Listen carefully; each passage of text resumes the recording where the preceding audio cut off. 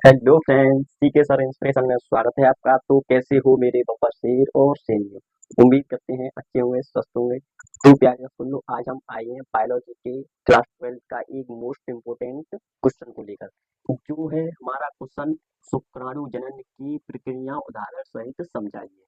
या ये board exam में ऐसे भी पूछ लेता है, शुक्राणु जनन की परिभाषा चित्र सहित स्पष्ट कीजिए। काफी टाइप से ये पूछ सकता है आपको। तो हमें याद रखना होगा शुक्राणु जनन, जिसे हिंदी में, सॉरी, इसे इंग्लिश में कहें तो स्पर्मटोजेनेसिस। और ये बात करें विद डायग्राम के साथ पूछा जाता है, और ये 5 नंबर में पूछे जाने वाला क्वेश्चन है। 5 नंबर में, ठीक है। चलिए, अब इसकी डेफिनेशन हम समझ लेते हैं, बिल्कुल शानदार तरीके से समझेंगे। और उसके बाद हम इसका डायग्राम विद चित्र के साथ समझेंगे। तो इसकी जो परिभाषा हो जाएगी, शुक्राणु जनन किसे कहते हैं, हम अभी यहाँ तक समझेंगे इसकी प्रक्रिया। तो डालेंगे यहाँ आंसर,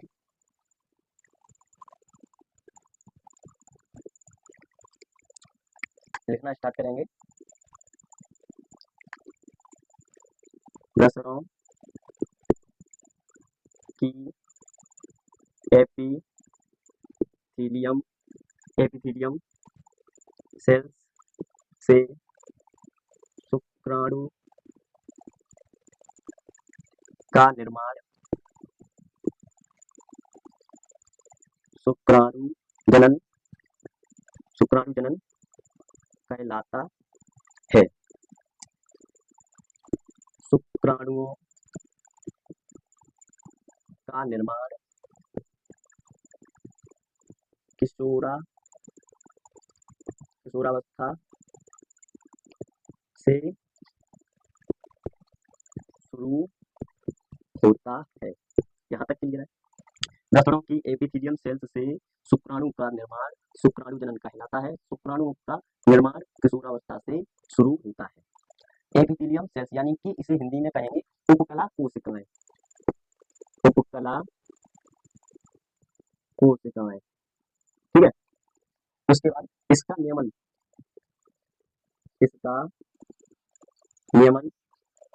4 प्रमुख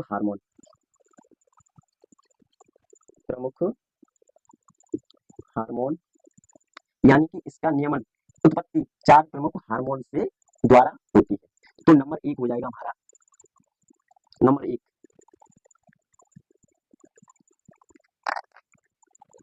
GnHR। ये तो शॉर्ट फॉर्म है, GnHR ये शॉर्ट फॉर्म है। इसी की फुल फॉर्म लिखेंगे गोनाडोट्रोपिन।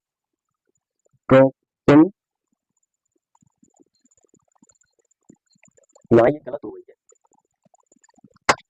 GnRH होती है, GnRH। Gonadotropin releasing gonadotropin releasing hormone.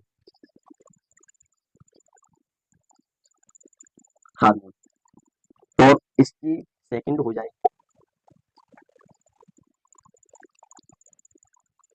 LH। LH इसकी फुल फॉर्म है ल्यूटिनाइजिंग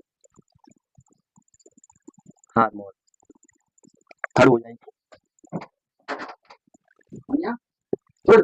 FS। इसकी फुल फॉर्म हो जाएगी फॉलिकल स्टिमुलेटिंग हार्मोन। इसकी ये फुल फॉर्म हो जाएगी। 4 हो जाएगा एंड्रोजेंस हार्मोन। यहाँ लिख देंगे के द्वारा होता है। यानी कि यहाँ से पुनः समझेंगे हम, इसका नियमन 4 प्रमुख हार्मोन यानी कि इसकी उत्पत्ति 4 प्रमुख हार्मोन।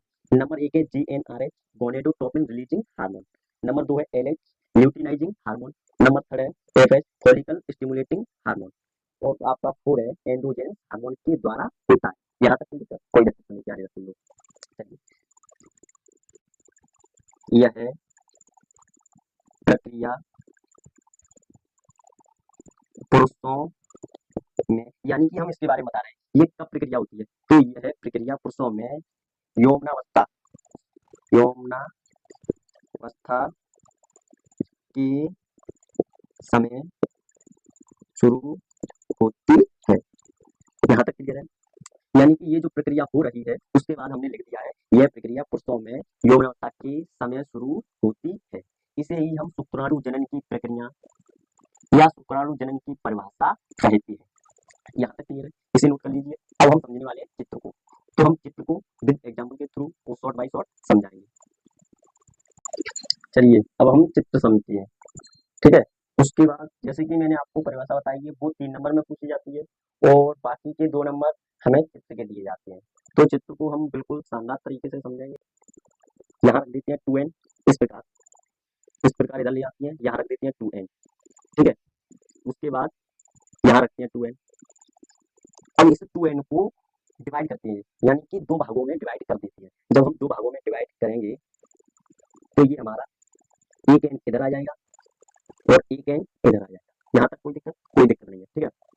अब इन दोनों को 2-2 डिवाइड करेंगे, 2-2 भागों में डिवाइड करेंगे, तो यहाँ से ये इधर आ गई, यहाँ हो जाएगी 1n, यहाँ पर हो जाएगी 1n, ठीक है।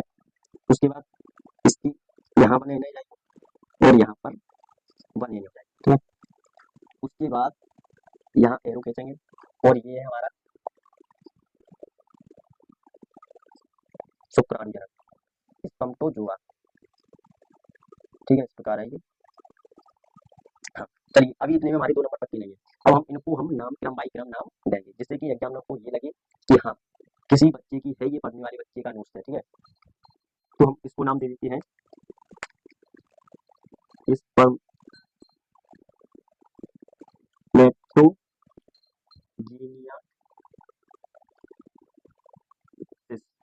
स्पर्मटोजेनेसिस, और जो ये क्रॉस है इसको हम नाम देंगे मीटोसिस। अब ये 2n है, इसे हम नाम देंगे प्राइमरी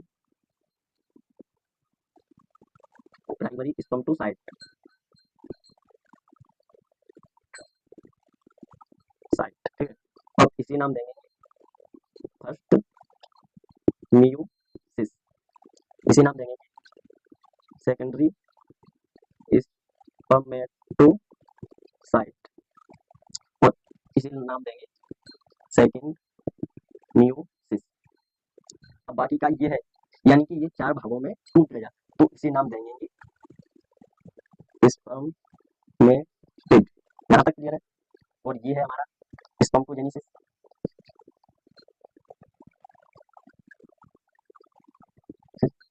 अब ये है हमारा शुक्राणु, यानी कि स्पर्मटोजोआ या स्पर्म कह सकते हैं। तो ये हो जाएगा हमारा जोआ या कह सकते हैं स्पर्म। यहाँ तक क्लियर है। एक बार पुनः समझाता हूँ, ये हमने यहाँ रखी 2n, उसके बाद इसे हम ऊपर ले गए 2n यहाँ पर रखी, तो इसे हमने नाम दिया स्पर्मटोजेनेसिस, ठीक है। उसके बाद हम इसे लाए तो इस लाइन को भी कुछ ना कुछ नाम देंगे, इसलिए हमने इसे नाम दिया मीटोसिस, और यहाँ पर 2n रखी हमने, तो इसे हमने नाम दिया प्राइमरी स्पर्मटोसाइट। जब इसे 2 भागों में डिवाइड किया तो इस लाइन का नाम रखा हमने फर्स्ट मियोसिस। मीटोसिस और मियोसिस में आपको अंतर रखना होगा, नहीं तो आप कर दो इधर मियोसिस इधर मीटोसिस, नहीं गलत हो जाएगा, ठीक है। उसके बाद 1n और 1n यहाँ आ गई, तो इसे नाम दिया सेकेंडरी स्पर्मटोसाइट, ठीक है। अब इन दोनों n को 4 भागों में हमने डिवाइड किया है, तो इसे नाम दे दिया, क्योंकि हमने यहाँ नाम दिया है फर्स्ट मियोसिस, यहाँ नाम दिया है सेकेंड मियोसिस, ठीक है। उसके बाद ये डिवाइड हो चुकी है, तो इन्हें हमने नाम दे दिया है स्पर्मेटिड, ठीक है। उसके बाद हमने इस क्रॉस लाइन को नाम दिया है स्पर्मटोजेनेसिस, और ये हमारी शुक्राणु है, इसे कहेंगे स्पर्मेटोजोआ या स्पर्म